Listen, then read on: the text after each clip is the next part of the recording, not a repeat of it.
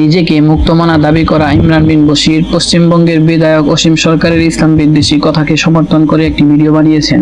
তিনি সূরা তাওবার 5 নম্বর আয়াতের মাথা ও লেজ কেটে দাবি করেছেন ইসলাম নাকি পৃথিবীর সকল হিন্দু, বৌদ্ধ, খ্রিস্টান ও মুসলিমদের হত্যার নির্দেশ দিয়েছে। এটাই নাকি ইসলামের বিধান। আমরা আল কোরআনকে ফুরকান, সত্য মিথ্যার মানদণ্ড হিসাবে দাঁড় করিয়ে তার এই ভয়ঙ্কর জালিয়াতির মুখোশ উন্মোচন করব। সূরা তাওবার 4 এবং 6 আয়াত এবং 13 নম্বর আয়াত দিয়ে প্রমাণ করব কোরআন কোনো উগ্রবাদের ধর্ম নয়। আর এই তথাকথিত মুক্তমনারাই মূলত সমাজে দাঙ্গা লাগানোর আসল কারিগর। সত্যকে জানতে এবং মানুষের চাপিয়ে দেওয়া সস্তা লজিকের ফাঁদ থেকে বাঁচতে পুরো ভিডিওটি মনোযোগ সহকারে দেখুন। এই তথাকথিত মুক্তমনা দাবিকৃত ব্যক্তিটি প্রকৃতপক্ষে বর্ণমনা। ইমরান বিন বশির কিভাবে বিকৃতভাবে কোরআনের আয়াত পেশ করে মানুষের মাঝে উগ্রতা ছড়াচ্ছে ও বিধর্মীদের সাথে মুসলিমদের ফাসাদ সৃষ্টি করছে। তো আজকে তার জঘন্য মিথ্যাচার সম্পর্কে আলোচনা করব। প্রথমে আমরা তার মিথ্যাচার সম্পর্কে শুনি, তারপর তা পোস্টমর্টম করব ইনশাআল্লাহ। পশ্চিমবঙ্গের বিধায়ক অসীম সরকার বলেছেন কোরআন অমুসলিমদের হত্যা করার বিধান দেয়। তারপর বলেছেন এই কোরআন অমানবিক।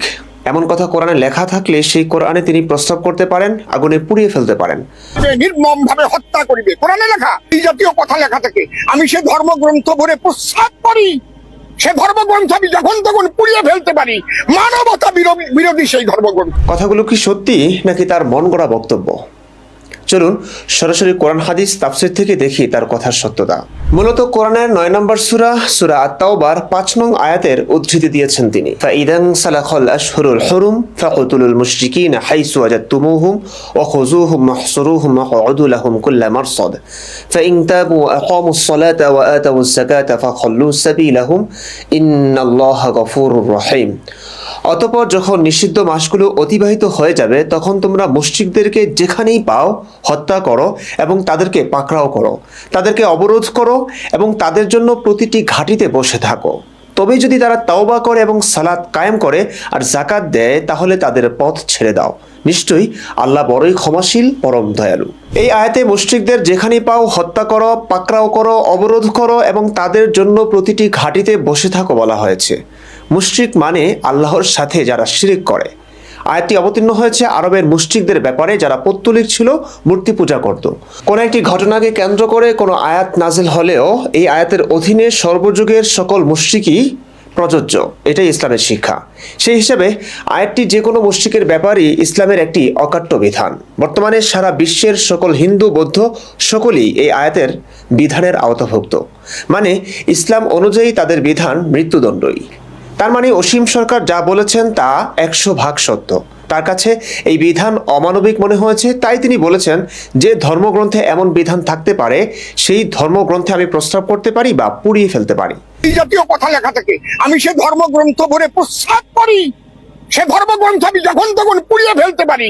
মানবতা বিরোধী সেই ধর্মগ্রন্থ। অবশ্য অসীম থামুন ইমরান সাহেব, আপনি দাবি করেছেন সূরা তাওবার 5 নম্বর আয়াত অনুযায়ী সারা বিশ্বের হিন্দু, খ্রিস্টান, বৌদ্ধ বা মুসলিমদের হত্যা করার নির্দেশ দেওয়া হয়েছে। আপনার কথা অনুযায়ী ইসলামে নাকি সব অমুসলিমদের বিধান মৃত্যুদণ্ড।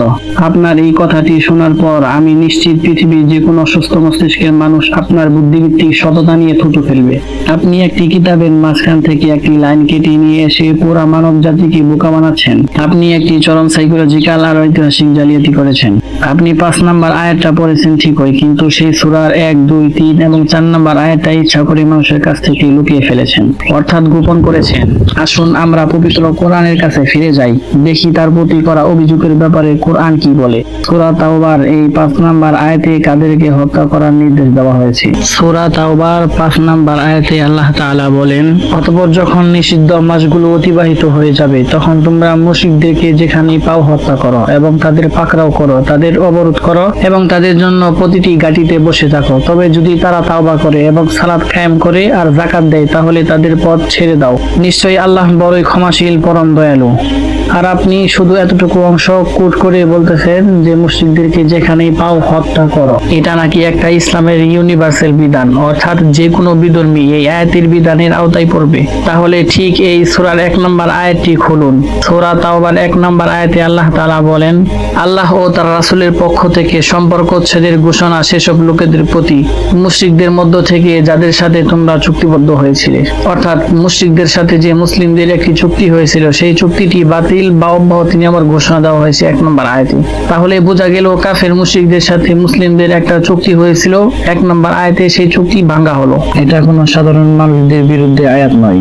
মক্কার যেসব মুশরিক মদিনা রাষ্ট্রের সাথে শান্তি চুক্তি অর্থাৎ হুদাইবিয়ার সন্ধি করে বারবার সেই চুক্তির বরখেলাপ করে রাতের অন্ধকারে মুসলিমদের পিঠে ছুরি মেরেছিল, এটা তাদের বিরুদ্ধে রাষ্ট্রদ্রোহিতার চূড়ান্ত ঘোষণা। ইমরান সাহেব আপনাদের সামনে 5 নম্বর আয়াতটি তেলাওয়াত করেছেন, কিন্তু 4 নম্বর আয়াতটি লুকিয়ে গেছেন, কারণ 4 নম্বর আয়াতটি পড়লে তার মিথ্যাচারের ধরা পড়ে যেত। সূরা তাওবার 2 নম্বর আয়াতে আল্লাহ তাআলা বলেন, সুতরাং তোমরা জমিনে বিচরণ করো 4 মাস, আর জেনে রাখো তোমরা আল্লাহকে অক্ষম করতে পারবে না। নিশ্চয়ই আল্লাহ কাফেরদেরকে অপদস্থকারী, অর্থাৎ যে 4 মাস রয়েছে সেই 4 মাসগুলোতে যুদ্ধ করা হারাম। এই 4 মাস মুশরিকদেরকে আল্লাহ তাআলা সুযোগ দিয়েছেন। সূরা তাওবার 3 নম্বর আয়াতে আল্লাহ তাআলা বলতেছেন, আর মহান হজের দিন মানুষের প্রতি আল্লাহ ও তার রাসূলের পক্ষ থেকে ঘোষণা, নিশ্চয়ই আল্লাহ মুশরিকদের থেকে দায়মুক্ত এবং তার রাসূল। অতএব যদি তোমরা তাওবা করো তাহলে তা তোমাদের জন্য উত্তম, আর যদি তোমরা ফিরে যাও তাহলে জেনে রাখো তোমরা আল্লাহকে অক্ষম করতে পারবে না। আর যারা কুফরি করেছে তুমি যন্ত্রণাদায়ক আযাবের সুসংবাদ দাও। অর্থাৎ হজের দিন শেষ হওয়ার পরে তখন গিয়ে আল্লাহ তাআলা বলেছেন, তবে মুশরিকদের মধ্য থেকে যাদের সাথে তোমরা চুক্তিবদ্ধ হয়েছো, অতঃপর তারা তোমাদের সাথে কোনো ত্রুটি করেনি এবং তোমাদের বিরুদ্ধে কাউকে সাহায্য করেনি, তোমরা তাদের দেওয়া চুক্তি তাদের নির্দিষ্ট মেয়াদ পর্যন্ত পূর্ণ করো। নিশ্চয়ই আল্লাহ মুত্তাকিনদের ভালোবাসেন। এই যে হলো এই 4 নম্বর আয়াত। ভাই, আপনি যে বলেছেন ইসলামে সব মুশরিক বা অমুসলিমদের হত্যা কথা বলা হয়েছে, তাহলে সূরা তাওবা ঠিক আগের আয়াতটা। আল্লাহ 5 নম্বর আয়াতে হত্যার নির্দেশ দেওয়া ঠিক আগেই 4 নম্বর আয়াতে কি বলেছেন তা শুনেছেন।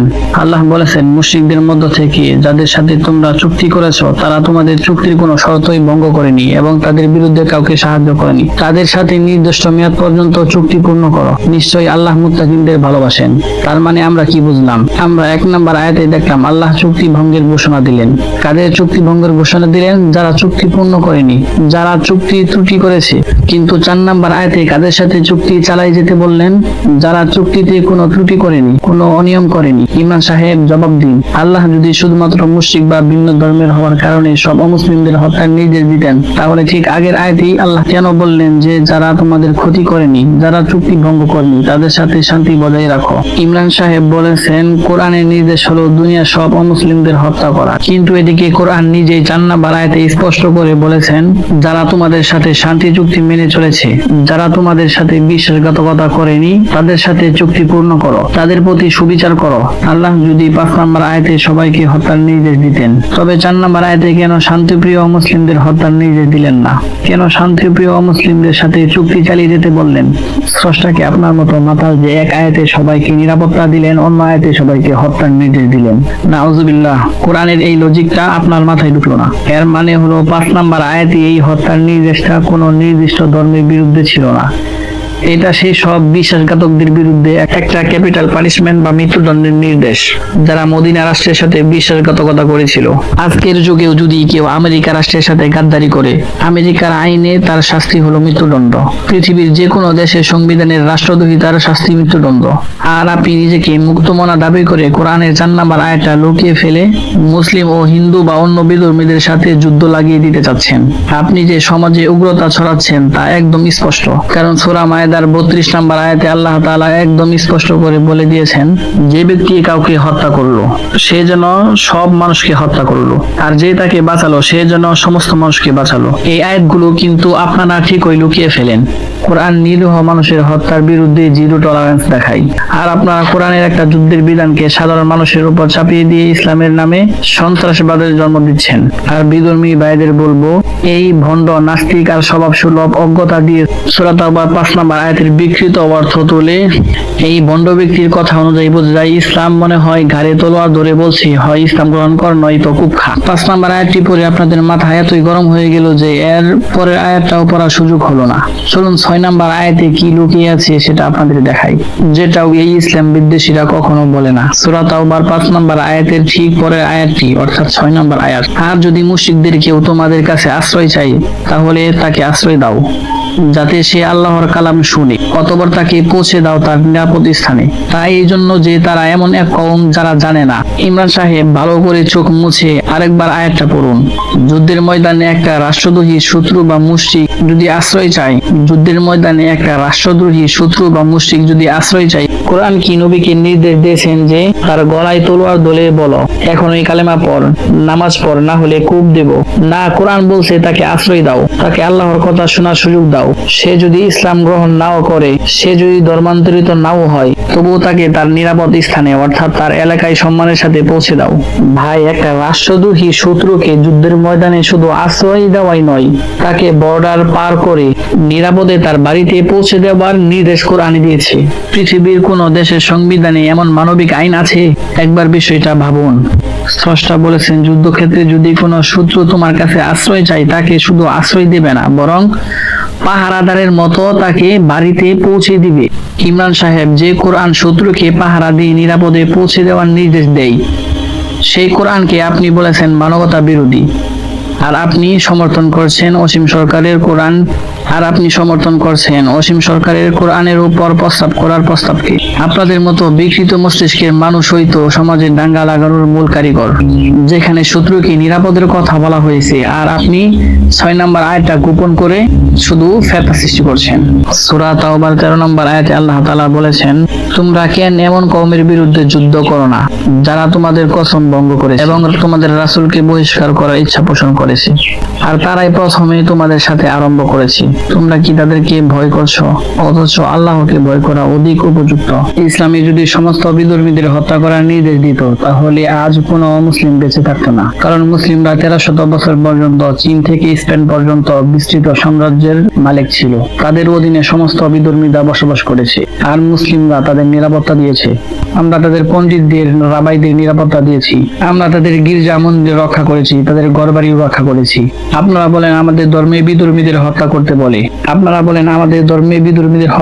বলে। এটা একটা ভিত্তিহীন বানোয়াট কথা, মুসলিমদের বিরুদ্ধে চরম মিথ্যাচার।